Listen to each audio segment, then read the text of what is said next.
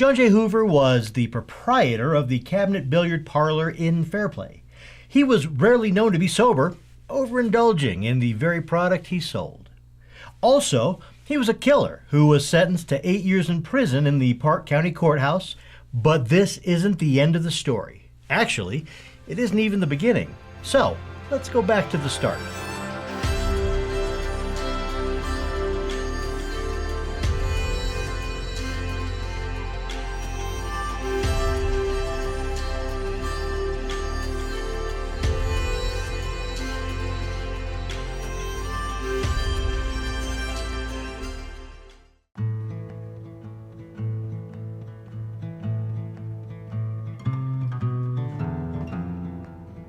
John J. Hoover apparently came to Fairplay after being a prospector in the California Gold Rush through the 1850s and 60s. He arrived in Colorado sometime between the 1860s and 1870s, where he worked a mine in Oro City near Leadville. When he took over the Cabinet Billiard Parlor, he wasn't actually the owner. It was actually owned by a faceless group of investors. So, here's this regularly drunk guy who was known to get meaner the drunker he got, who carried a big revolver, and who probably obsessively felt his proprietorship was equal to ownership. He was also known to be a very violent man, and in the opinion of some of his friends, he was insane. Near the Cabinet Billiards Parlor was the Fairplay house where Thomas M. Bennett had recently been hired. Bennett was originally from Avoca, Iowa in Pottawatomie County, and he came to Colorado working with the Wall and Witter stage line as a stagecoach driver. In 1879, he found himself out of work and began to frequent the Fairplay house.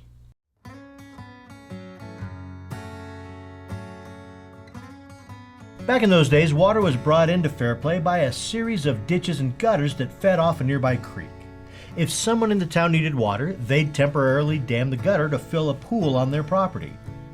Hoover, over at the Cabinet, had been complaining that the ditch that fed the hotel was backing up and flooding his establishment. So on March 31st, 1879, the proprietor of the Fairplay house, J.H. McLean, hired Bennett to clean it out. Bennett didn't put a lot of effort into the job though, and the ditch continued to flood over into Hoover's place.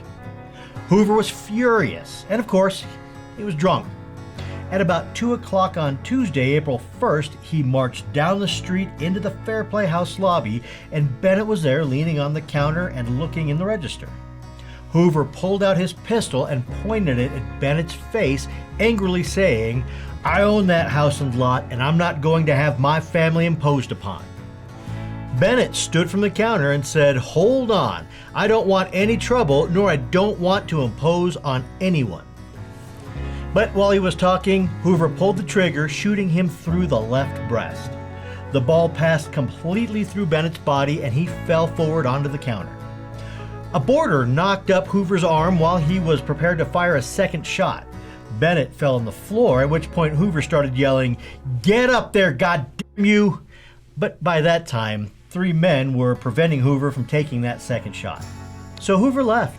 As he marched up the street, his wife went to him and convinced him to turn himself into the sheriff. As Bennett lay wounded, his friends were already looking to avenge him. According to the Leadville paper, The Chronicle, strong talk has been indulged in by the friends of Bennett as to what they might do in the case the shot proved fatal. The sheriff has taken all necessary precautions against an outbreak or an attempt to lynch Hoover, which is now thought to be quite improbable. Bennett died the next morning after being cared for by McLean as a rider on horseback was dispatched for the doctor who was in Buffalo Springs, some 12 miles away. Hoover apparently kept a stiff upper lip until Bennett died, at which point he realized just how much trouble he was in, and he sunk into a tearful depression. But his wife, called by the Fairplay Flume a most estimable woman, stayed by his side until the preliminary examination by the court.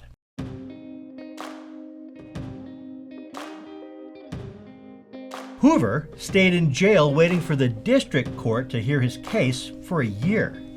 When he faced the court on April 27, 1880, the courtroom was filled to capacity with citizens. He originally entered a plea of not guilty to the murder charge, but later pled the charge down to guilty of manslaughter. The district attorney accepted the plea, and Judge Bowen sentenced Hoover to 10 years in prison, but then took into consideration the guilty plea and the year already served and reduced his sentence to 8 years. Now, with a smug smile, Hoover was led from the courtroom by the sheriff, but throughout the citizens in the courtroom, a dissatisfied rumble was starting up. That rumble continued outside the courtroom and into the community. The sheriff decided to put a couple of guards on Hoover, so he put James Beach and Walter Taylor in charge of the prisoner's security, and he went home for the night. At around 3 o'clock in the morning of September 28th, the sheriff had just fallen asleep when a mob of 20 to 25 people started banging at his door. The mob took the sheriff and headed for the jail at the courthouse. The sheriff refused to unlock the jail, so the mob held guards Beach and Taylor at gunpoint and took hammers to the locks. As the mob was breaking in, Hoover began screaming for help through his cell window. Nobody came. As the mob reached his cell, Hoover cried out, "Must I die like a dog?" To which a member of the mob replied, "Bennett died like a dog." Hoover was bound, gagged, and marched out to the court steps, where a noose was run out of the second-story window and was secured around his neck. Within a few minutes, Hoover's lifeless remains were suspended in midair. Following the hanging, the sheriff claimed that he couldn't find anyone connected with the hanging. Legend has it that the judge returned to the courtroom to find that the noose was placed on his desk as a warning. Not long after, he and the district attorney fled town.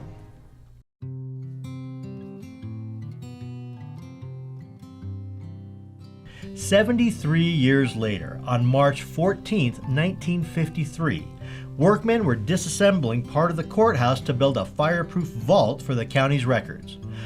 Under some of the flooring, they found a hemp noose, a battered and broken lock from the old jail door, and empty bottles with the label "Old Kentucky Whiskey from J.J. Hoover."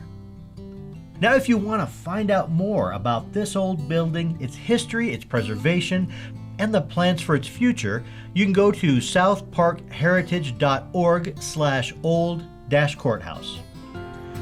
Thank you for joining me today. I'm Tommy Allen, and I hope you have a great day. And should you find a neighbor flooding your lawn, stay sober and realize violence may not be the answer in your case. You don't want to find a mob at your door. I look forward to having you join me next time for more Stories from the Midlands. Bennett was originally from Avoca, Iowa, in the Pottawatomie County. Pottawatomie County. All right. John J. Hoover was the proprietor of the Cabinet Billiard. Boop. Already. Oh, God. Nor I don't want to impose on anyone.